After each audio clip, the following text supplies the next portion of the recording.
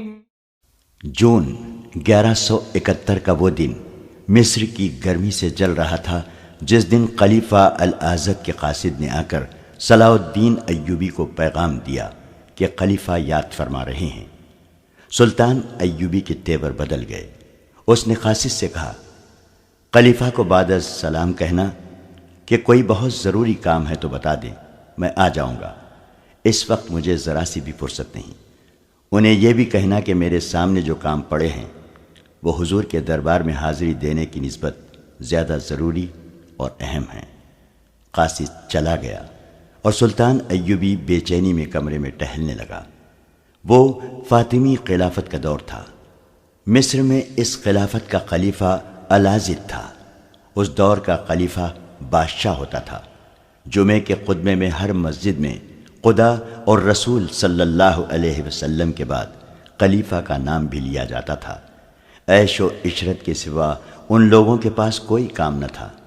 اگر نور الدین زنگی اور صلاح الدین ایوبی نہ ہوتے یا وہ بھی دوسرے عمراء وزراء کی طرح خوشامدی اور ایمان فروش ہوتے تو اس دور کے خلیفوں نے تو سلطنت اسلامیہ کو بیچ کھایا تھا۔ الازد ایسا ہی ایک خلیفہ تھا۔ صلاح الدین ایوبی مصر میں گورنر بن کر آیا تو ابتدا میں خلیفہ نے اسے کئی بار بلایا تھا۔ سلطان ایوبی سمجھ گیا کہ خلیفہ اسے صرف اس لیے بلاتا ہے کہ اسے یہ احساس رہے کہ حاکم ایوبی نہیں خلیفہ ہے۔ وہ سلطان ایوبی کا احترام کرتا تھا، اسے اپنے ساتھ بٹھاتا تھا، مگر اس کا انداز شاہانہ اور لب و لہجہ آمرانہ ہوتا تھا۔ اس نے سلطان ایوبی کو جب بھی بلایا بلا مقصد بلایا اور رخصت کر دیا۔ صلیبیوں کو بحر روم میں شکست دے کر اور سوڈانی فوج کی بغاوت کو ختم کر کے سلطان صلاح الدین ایوبی نے خلیفہ کو ٹالنا شروع کر دیا تھا۔ اس نے خلیفہ کے محل میں جو شان و شوکت دیکھی تھی اس نے اس کے سینے میں آگ لگا رکھی تھی۔ محل میں زرد جواہرات کا یہ عالم تھا کہ کھانے پینے کے برتن سونے کے تھے، شراب کی سراہی اور پیالیوں میں ہیرے جڑے ہوئے تھے۔ حرم لڑکیوں سے بھرا پڑا تھا۔ ان میں عربی، مصری، مراکشی، سوڈانی اور ترک لڑکیوں کے ساتھ ساتھ عیسائی اور یہودی لڑکیاں بھی تھیں۔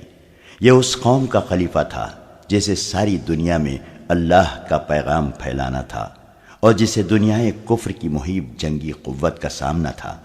سلطان ایوبی کو خلیفہ کی کچھ اور باتیں بھی کھائی جا رہی تھیں۔ ایک یہ کہ خلیفہ کا ذاتی حفاظتی دستہ سوڈانی حبشیوں اور قبائلیوں کا تھا جن کی وفاداری مشکوک تھی۔ دوسرے یہ کہ خلیفہ کے دربار میں سوڈان کی باغی اور برطرف کی ہوئی فوج کے کماندار اور نائب سالار خصوصی حیثیت کے مالک تھے۔ صلاح الدین ایوبی کی ہدایات پر علی بن سفیان نے قصر خلافت میں نوکروں اور اندر کے دیگر کام کرنے والوں کے بھیس میں اپنے جاسوس بھیج دیے تھے۔ خلیفہ کے حرم کی 2 عورتوں کو بھی اعتماد میں لے کر جاسوسی کے فرائض سونپے گئے تھے۔ ان جاسوسوں کی اطلاعوں کے مطابق خلیفہ سوڈانی کمانداروں کے زیر اثر تھا۔ وہ 60-65 سال کی عمر کا بوڑھا تھا لیکن خوبصورت عورتوں کی محفل میں خوش رہتا تھا۔ اس کی اسی کمزوری سے صلاح الدین ایوبی کے مخالفین فائدہ اٹھا رہے تھے۔ 1171 کے دوسرے تیسرے مہینے میں خلیفہ کے حرم میں ایک جوان اور غیر معمولی طور پر حسین لڑکی کا اضافہ ہوا تھا۔ حرم کی جاسوس عورتوں نے علی بن سفیان کو بتایا تھا کہ 3-4 آدمی آئے تھے جو عربی لباس میں تھے۔ وہ اس لڑکی کو لائے تھے۔ ان کے پاس بہت سے تحفے بھی تھے۔ لڑکی بھی تحفے کے طور پر آئی تھی۔ اس کا نام ارارہ بتایا گیا تھا۔ اس میں یہ خوبی تھی کہ خلیفہ الازد پر اس نے جادو سا کر دیا تھا۔ بہت ہی چالاک اور ہوشیار لڑکی تھی۔ سلطان ایوبی کو قصر خلافت کی تمام خرافات کا علم تھا، مگر حکومت پر اس کی گرفت ابھی اتنی مضبوط نہیں ہوئی تھی کہ وہ خلیفہ کے خلاف کوئی کارروائی کر سکتا۔ اس سے پہلے کہ گورنر اور امیر خلیفہ کے آگے جھکے رہتے تھے، اسی لیے مصر بغاوتوں کی سرزمین بن گیا تھا۔ وہاں اسلامی خلافت تو تھی مگر اسلام کا پرچم سرنگوں ہوتا جا رہا تھا۔ فوج سلطنت اسلامیہ کی تھی مگر سوڈانی جنرل شہری حکومت کی باغ ڈور ہاتھ میں لیے ہوئے تھے اور ان کا رابطہ صلیبیوں کے ساتھ تھا۔ انہی کی بدولت قاہرہ اور اسکندریہ میں عیسائی کنبے آباد ہونے لگے تھے، ان میں جاسوس بھی تھے۔ صلاح الدین ایوبی نے سوڈانی فوج کو تو ٹھکانے لگا دیا تھا، لیکن ابھی چند ایک سوڈانی جنرل موجود تھے جو کسی بھی وقت خطرہ بن کر ابھر سکتے تھے۔ انہوں نے قصر خلافت میں اثر و رسوخ پیدا کر رکھا تھا۔ سلطان ایوبی ابھی خلافت کی تیش پرست گدی کو اس ڈر سے نہیں چھیڑنا چاہتا تھا کہ خلافت کے متعلق کچھ لوگ جذباتی تھے اور کچھ حامی تھے۔ ان میں خوشامدیوں کے ٹولے کی اکثریت تھی۔ اس اکثریت میں وہ اعلیٰ حکام بھی تھے جو مصر کی امارت کی توقع لگائے بیٹھے تھے، مگر یہ حیثیت صلاح الدین ایوبی کو مل گئی۔ سلطان ایوبی ان حالات میں جہاں ملک جاسوسوں اور غداروں سے بھرا پڑا تھا اور صلیبیوں کے جوابی حملے کا خطرہ بھی تھا، ان اعلیٰ اور ادنا حکام کو اپنا دشمن نہیں بنانا چاہتا تھا جو خلافت کے در پردہ تھے۔ مگر جون 1171 کے ایک روز جب خلیفہ نے اسے بلایا تو اس نے صاف انکار کر دیا۔ اس نے دربان سے کہا، علی بن سفیان، بہاؤالدین شداد، عیسیٰ الحکاری فقیہ اور الناصر کو میرے پاس بھیج دو۔ یہ چاروں سلطان ایوبی کے خصوصی مشیر اور معتمد تھے۔ سلطان ایوبی نے انہیں کہا، ابھی خلیفہ کا قاصد مجھے بلانے آیا تھا، میں نے جانے سے صاف انکار کر دیا ہے۔ میں نے آپ کو یہ بتانے اور رائے لینے کے لیے بلایا ہے کہ میں جمعے کے خطبے سے خلیفہ کا نام نکلوا رہا ہوں۔ یہ اقدام ابھی قبل از وقت ہوگا، شداد نے کہا۔ خلیفہ کو لوگ پیغمبر سمجھتے ہیں، رائے عامہ ہمارے خلاف ہو جائے گی۔ ابھی تو لوگ اسے پیغمبر سمجھتے ہیں، سلطان ایوبی نے کہا۔ تھوڑے ہی عرصے بعد وہ اسے خدا سمجھنے لگیں گے۔ اسے پیغمبری اور خدائی دینے والے ہم لوگ ہیں جو خطبے میں اس کا نام اور خدا اور رسول صلی اللہ علیہ وسلم کے ساتھ لیتے ہیں۔ کیوں عیسیٰ فقیہ، آپ کیا مشورہ دیتے ہیں؟ میں آپ کی تائید کرتا ہوں، عیسیٰ الحکاری فقیہ نے جواب دیا۔ کوئی بھی مسلمان خطبے میں کسی انسان کا نام برداشت نہیں کر سکتا، انسان بھی ایسا جو شراب، عورت اور ہر طرح کے گناہ کا شیدائی ہے۔ یہ الگ بات ہے کہ صدیوں سے خلیفہ کو پیغمبروں کا درجہ دیا جا رہا ہے۔ میں چونکہ شہری اور مذہبی امور کا ذمہ دار ہوں، اس لیے یہ نہیں بتا سکتا کہ سیاسی اور فوجی لحاظ سے آپ کے فیصلے کا رد عمل کیا ہوگا۔ رد عمل شدید ہوگا، بہاؤالدین شداد نے کہا، اور ہمارے خلاف ہوگا۔ اس کے باوجود میں یہی مشورہ دوں گا کہ یہ بدعت ختم ہونی چاہیے، یا خلیفہ کو پکا مسلمان بنا کر لوگوں کے سامنے لایا جائے، جو مجھے ممکن نظر نہیں آتا۔ رائے عامہ کو مجھ سے بہتر اور کون جا سکتا ہے، علی بن سفیان نے کہا، جو جاسوسی اور سراغ رسانی کے شعبے کا سربراہ تھا۔ اس نے ملک کے اندر جاسوسوں اور مغبروں کا جال بچھا رکھا تھا۔ اس نے کہا، عام لوگوں نے خلیفہ کی کبھی صورت نہیں دیکھی، وہ الازد کے نام سے نہیں، سلطان صلاح الدین ایوبی کے نام سے واقف ہیں۔ میرے محکومے کی مصدقہ اطلاعات نے مجھے یقین دلایا ہے کہ آپ کے 2 سالہ دور امارت میں لوگوں کی ایسی ضروریات پوری ہو گئی ہیں جن کے متعلق انہوں نے کبھی سوچا بھی نہ تھا۔ شہروں میں ایسے مطب نہیں تھے جہاں مریضوں کو داخل کر کے علاج کیا جا سکتا تھا۔ لوگ معمولی بیماریوں سے مر جاتے تھے۔ اب سرکاری مطب کھول دیے گئے ہیں، درسگاہیں بھی کھولی گئی ہیں، تاجروں اور دکانداروں کی لوٹ کھسوٹ ختم ہو گئی ہے، جرائم بھی کم ہو گئے ہیں، اور اب لوگ اپنی مشکلات اور فریادیں آپ تک براہ راست پہنچا سکتے ہیں۔ آپ کے یہاں آنے سے پہلے لوگ سرکاری اہلکاروں اور فوجیوں سے خوف زدہ رہتے تھے۔ آپ نے ان کے حقوق بتا دیے ہیں اور وہ اپنے آپ کو ملک و ملت کا حصہ سمجھنے لگے ہیں۔ خلافت سے انہیں بے انصافی اور بے رحمی کے سوا کچھ نہیں ملا۔ آپ نے انہیں عدل و انصاف اور وقار دیا ہے۔ میں وثوق سے کہہ سکتا ہوں کہ قوم خلافت کی بجائے امارت کے فیصلے کو قبول کرے گی۔ میں نے قوم کو عدل و انصاف اور وقار دیا ہے یا نہیں؟ سلطان ایوبی نے کہا، میں نے قوم کے حقوق اسے دیے ہیں یا نہیں، میں نہیں جانتا۔ میں قوم کو ایک انتہائی بیہودہ روایت نہیں دینا چاہتا۔ میں قوم کو شرک اور کفر نہیں دینا چاہتا۔ ضروری ہو گیا ہے کہ اس روایت کو توڑ کر ماضی کے کوڑے کرکٹ میں پھینک دیا جائے جو مذہب کا حصہ بن گئی ہے۔ اگر یہ روایت قائم رہی تو یہ بھی ہو سکتا ہے کہ کل پرسوں میں بھی اپنا نام خطبے میں شامل کر دوں۔ دیے سے دیا جلتا ہے، لیکن میں اس دیے کو بجھا دینا چاہتا ہوں جو شرک کی روشنی کو آگے چلا رہا ہے۔ قصر خلافت بدکاری کا اڈا بنا ہوا ہے۔ خلیفہ اس رات بھی شراب پیے ہوئے حرم کے حسن میں بدمست پڑا تھا جس رات سوڈانی فوج نے ہم پر حملہ کیا تھا۔ اگر میری چال ناکام ہو جاتی تو مصر سے اسلام کا پرچم اتر جاتا۔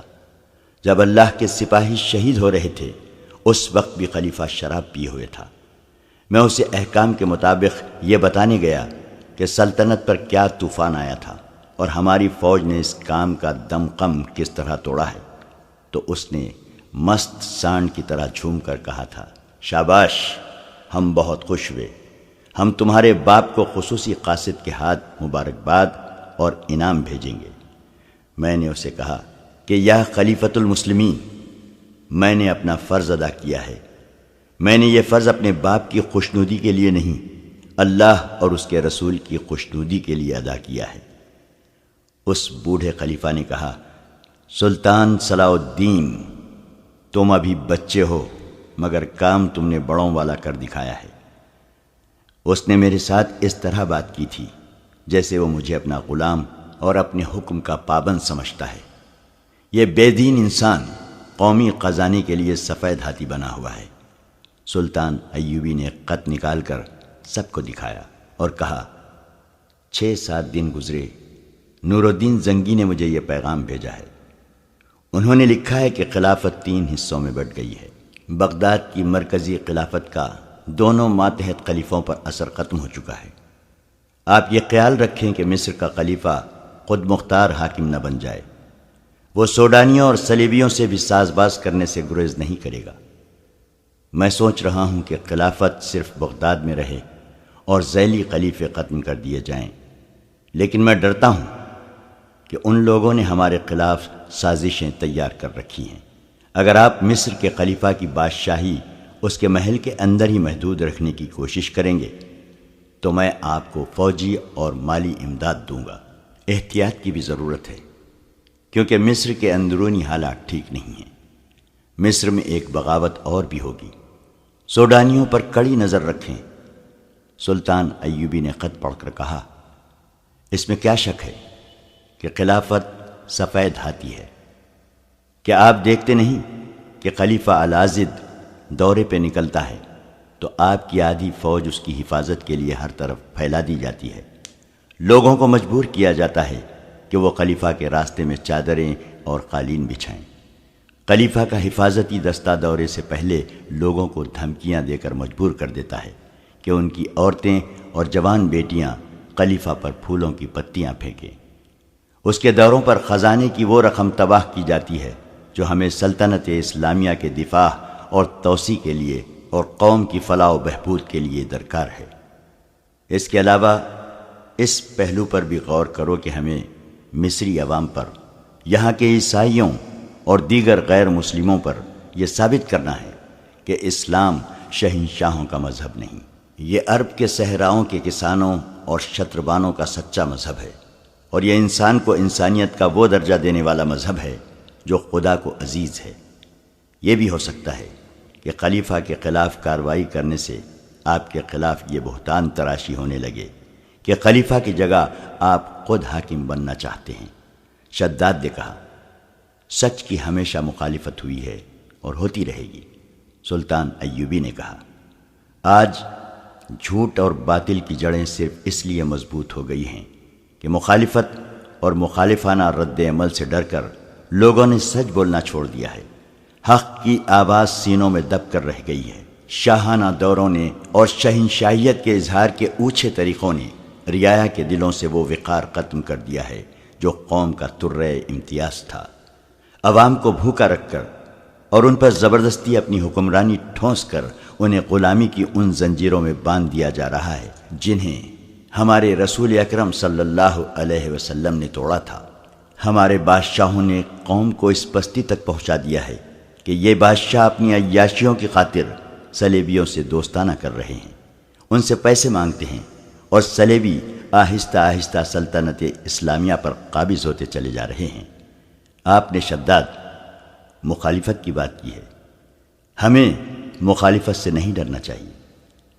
قابل صد احترام امیر سلطان ایوبی کے نائب سالار الناصر نے کہا، ہم مخالفت سے نہیں ڈرتے، آپ نے ہمیں میدان جنگ میں دیکھا ہے، ہم اس وقت بھی نہیں ڈرے تھے جب ہم محاصرے میں لڑے تھے، ہم بھوکے اور پیاسے بھی لڑے تھے، صلیبیوں کے طوفان ہم نے اس حالت میں بھی روکے تھے جب ہماری تعداد کچھ بھی نہیں تھی۔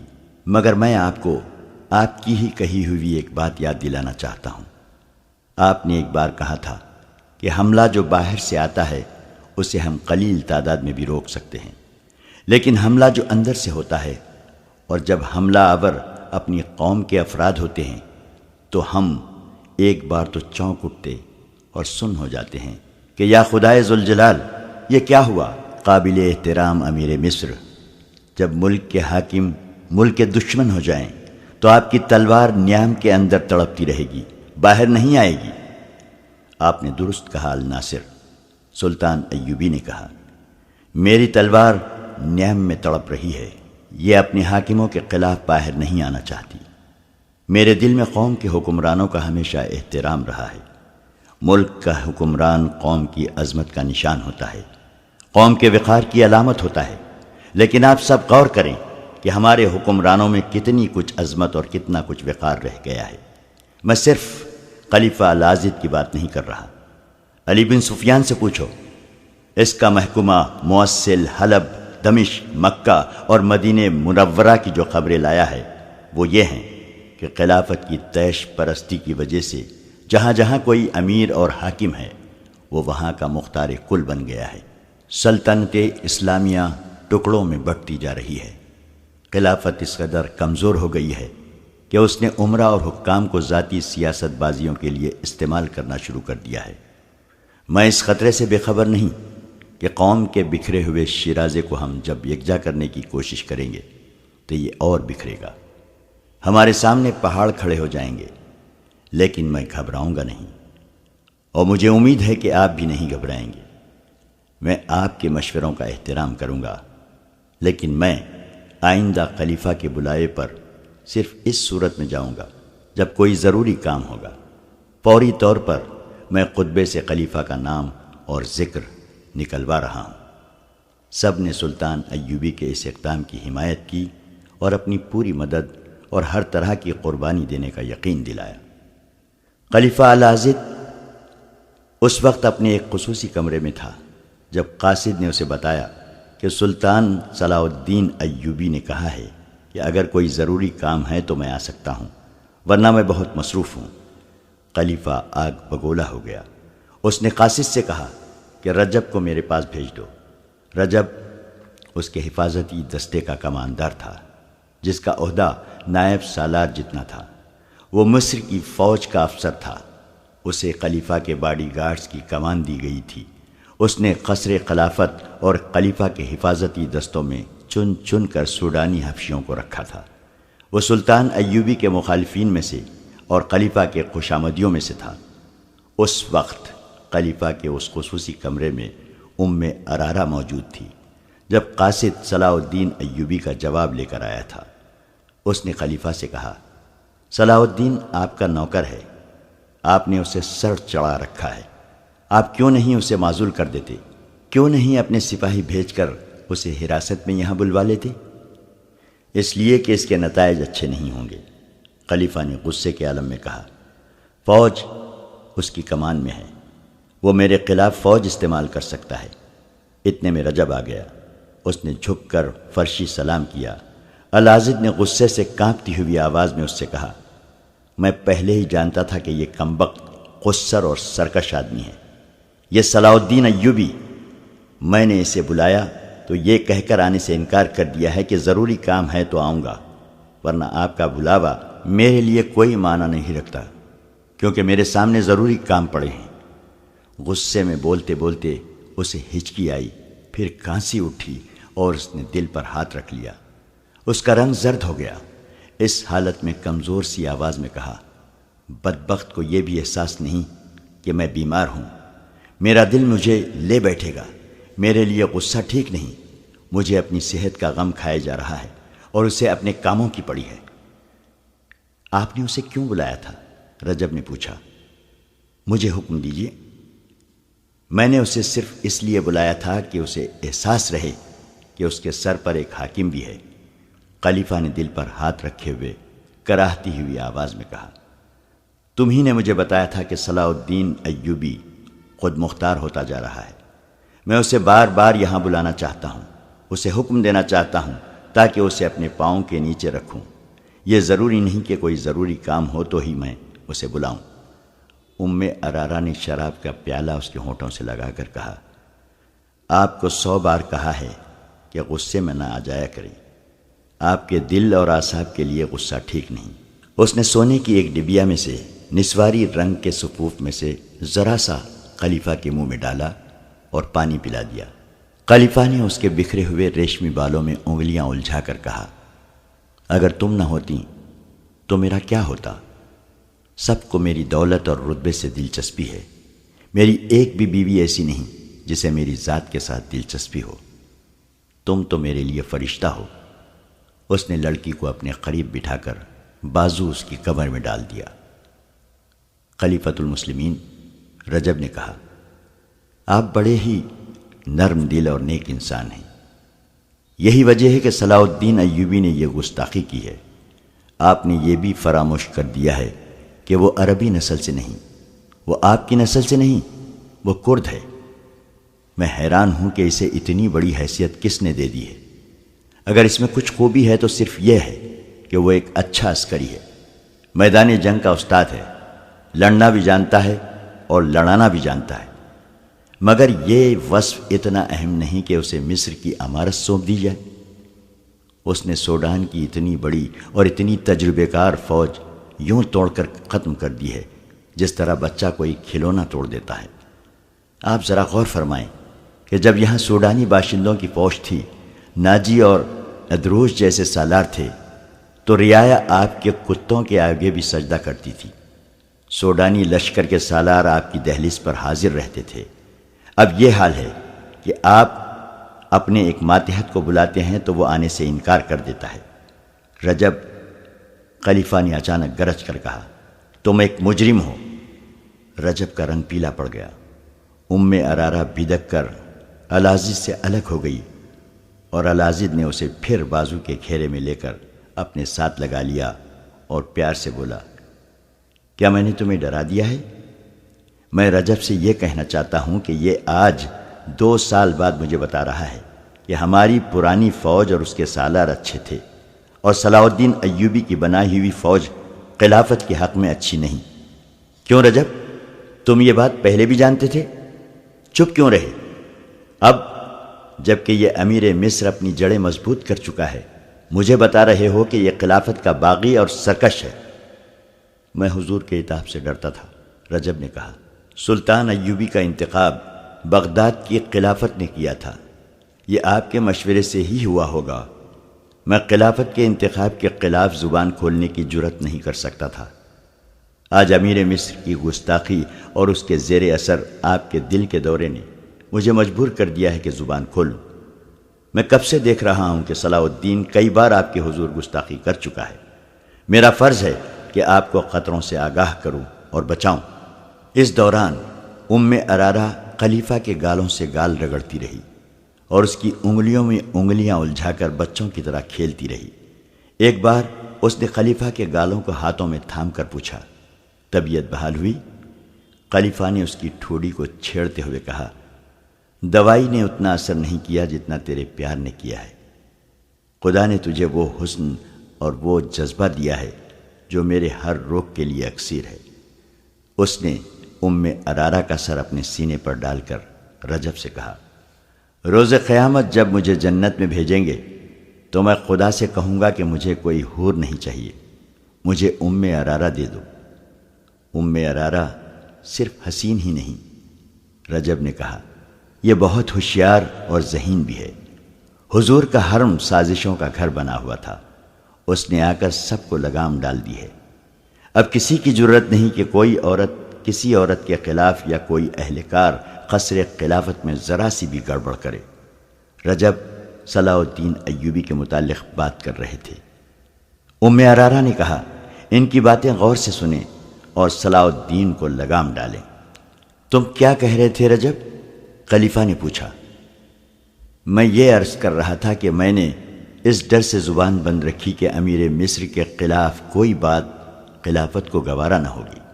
رجب نے کہا، صلاح الدین ایوبی قابل سالار ہو سکتا ہے، مجھے اس کا صرف یہی وصف پسند ہے کہ میدان جنگ میں وہ اسلام کا پرچم سرنگو نہیں ہونے دیتا۔ خلیفہ نے کہا، ہمیں سلطان ایوبی جیسے ہی سالاروں کی ضرورت ہے جو خلافت اسلامیہ کا وقار میدان جنگ میں قائم رکھیں۔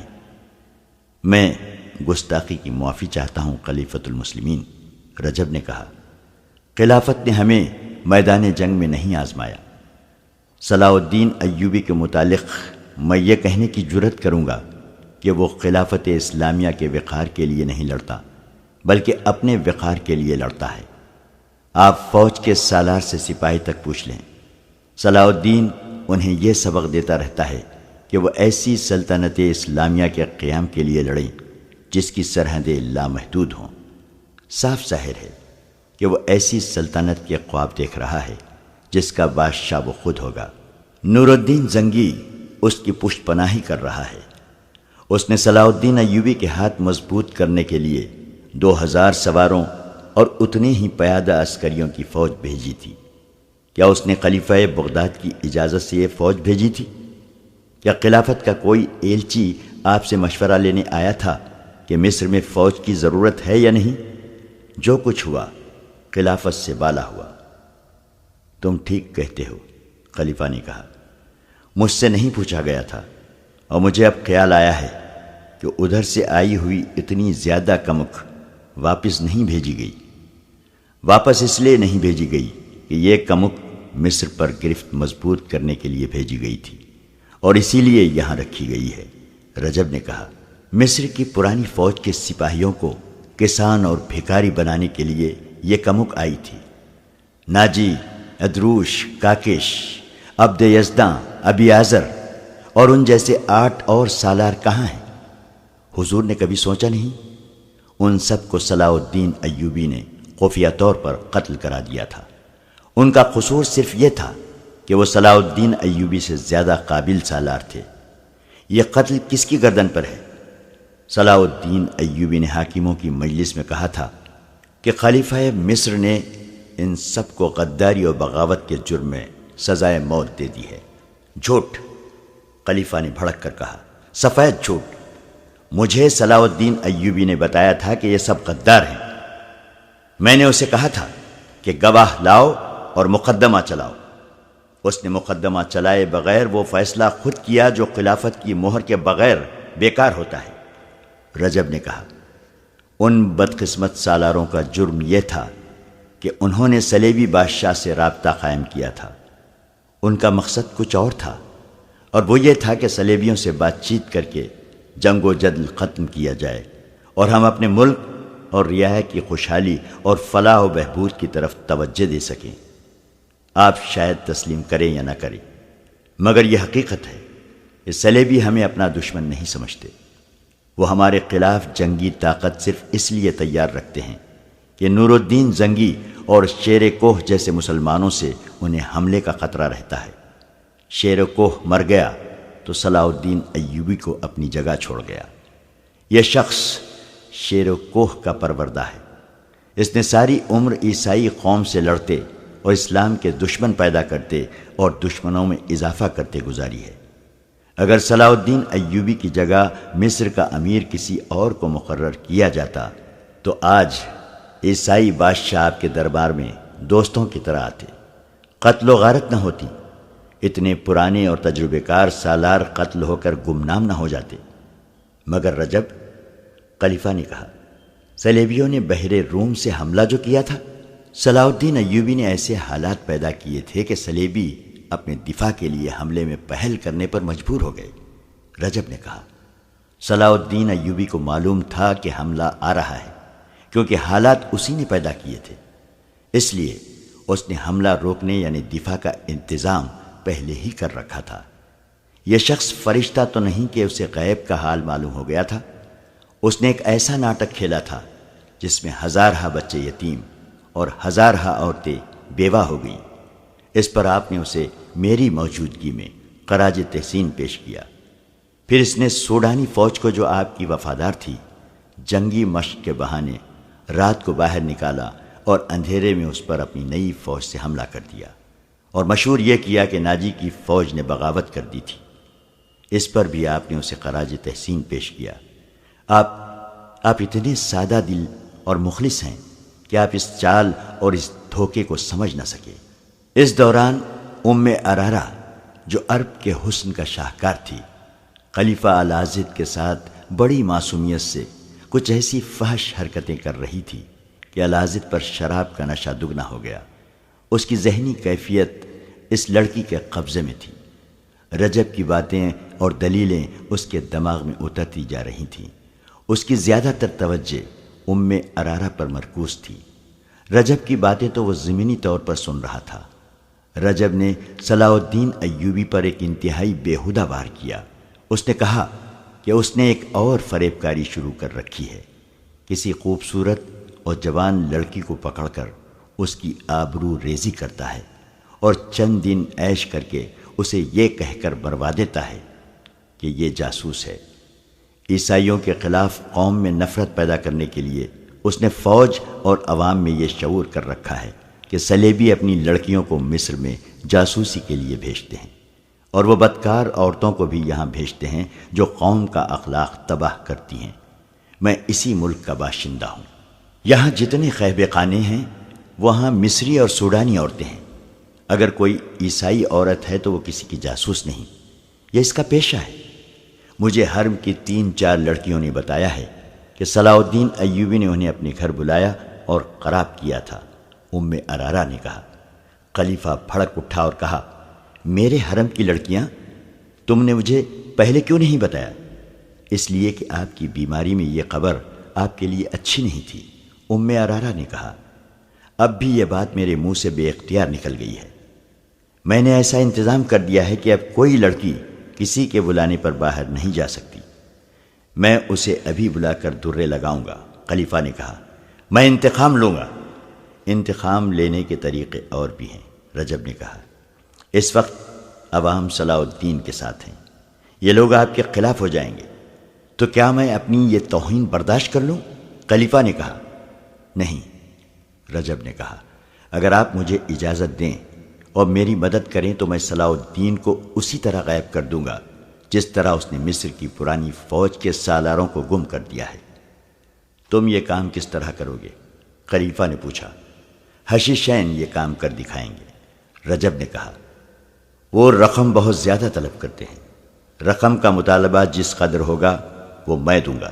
خلیفہ نے کہا، تم انتظام کرو۔ 2 روز بعد جمعہ تھا۔ قاہرہ کی جامع مسجد کے خطیب کو عیسیٰ الحکاری فقیہ نے کہہ دیا تھا کہ خطبے میں خلیفہ کا نام نہ لیا جائے۔ یہ خطیب ترک تھے جن کا پورا نام تاریخ میں محفوظ نہیں۔ وہ امیر العالم کے نام سے مشہور تھے۔ اس دور کے دستاویزی ثبوت ایسے بھی ملے ہیں جن کے مطابق خطیب امیر العالم نے کئی بار اس بدعت کو ختم کرنے کے عزم کا اظہار کیا تھا۔ یہ انہی کی کوششوں کا نتیجہ تھا کہ خلیفہ کا نام خطبے سے حذف کیا گیا۔ ایک روایت یہ بھی ہے کہ صلاح الدین ایوبی کو امیر العالم نے ہی مشورہ دیا تھا کہ اس بدعت کے خاتمے کے احکام جاری کریں، اور 2 واقعہ نگار اس کا صحرا عیسیٰ الحکاری فقیہ کے سر باندھتے ہیں۔ ہو سکتا ہے کہ یہ منصوبہ خطیب امیر العالم اور مذہبی امور کے مشیر عیسیٰ الحکاری فقیہ کے پیش نظر بھی ہو، لیکن سلطان صلاح الدین ایوبی کی گفتگو کی جو دستاویزات مل سکی ہیں ان سے پتہ چلتا ہے کہ یہ دلیرانہ اقدام سلطان ایوبی ہی کا تھا۔ بہرحال اس میں کوئی شک نہیں رہتا کہ اس وقت سچے مسلمان موجود تھے۔ خطیب امیر العالم نے خطبے میں خلیفہ کا نام نہ لیا، جامع مسجد میں صلاح الدین ایوبی درمیانی صفوں میں موجود تھا۔ علی بن سفیان اس سے تھوڑی دور کسی صف میں بیٹھا تھا۔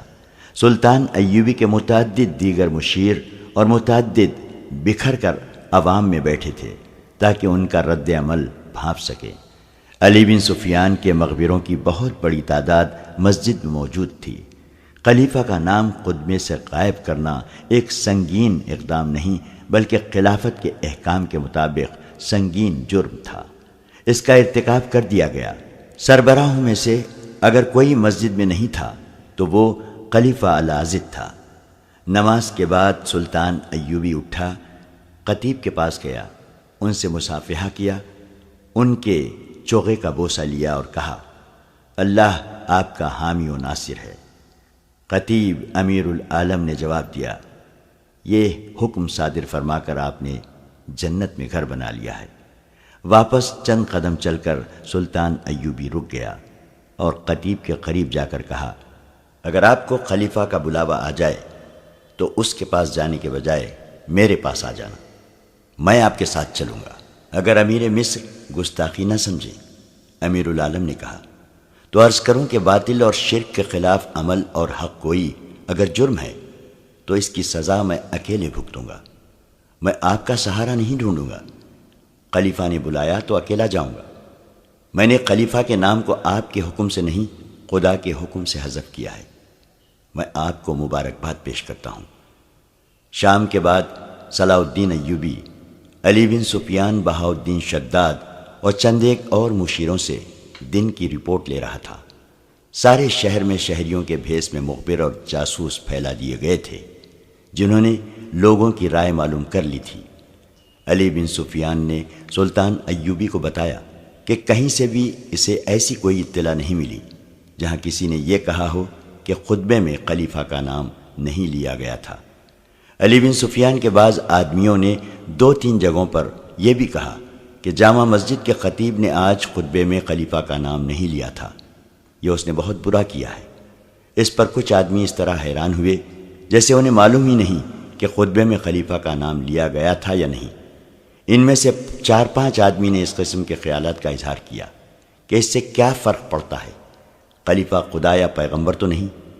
ان اطلاعات سے سلطان ایوبی کو اطمینان ہو گیا کہ عوام کے جس رد عمل سے اسے ڈرایا گیا تھا اس کا کہیں بھی اظہار نہیں ہوا ہے۔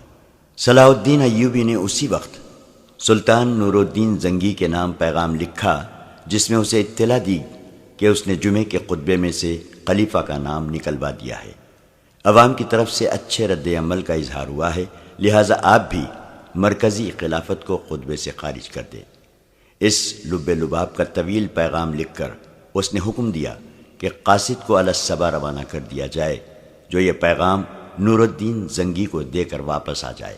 اس کے بعد اس نے علی بن سفیان سے کہا کہ خلیفہ کے محل میں جاسوسوں کو چوکنا کر دیا جائے، وہاں ذرا سی بھی مشکوک حرکت ہو تو فوراً اطلاع دیں۔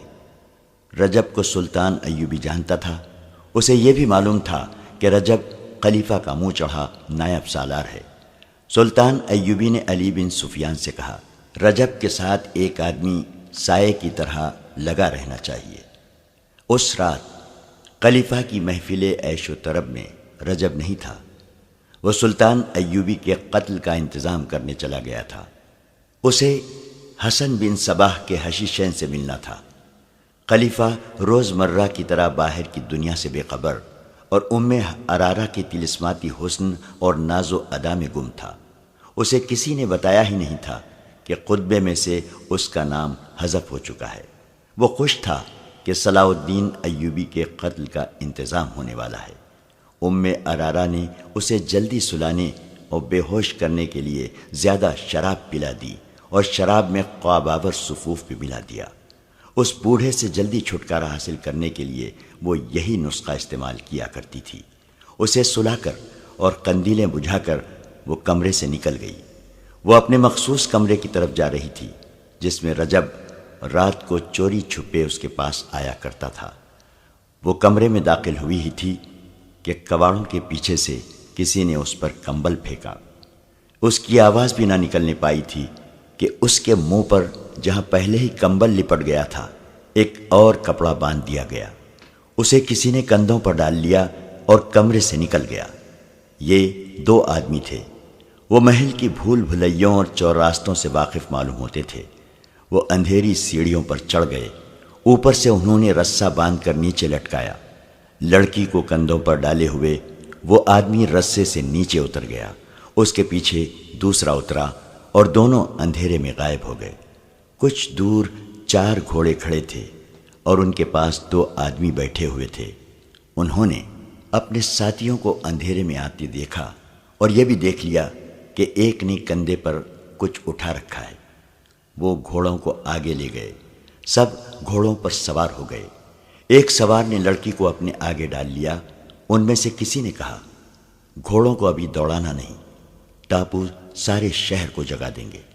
گھوڑے آہستہ آہستہ چلتے گئے اور شہر سے نکل گئے۔ یہ صلاح الدین ایوبی کا کام ہے۔ امیر مصر کے سوا ایسی جرت اور کوئی نہیں کر سکتا۔ اس کے سوا اور کون ہو سکتا ہے؟ قصر خلافت میں یہی شور و غل بپا تھا کہ ارارہ کو صلاح الدین ایوبی نے اغوا کرایا ہے۔ رجب واپس آ گیا تھا۔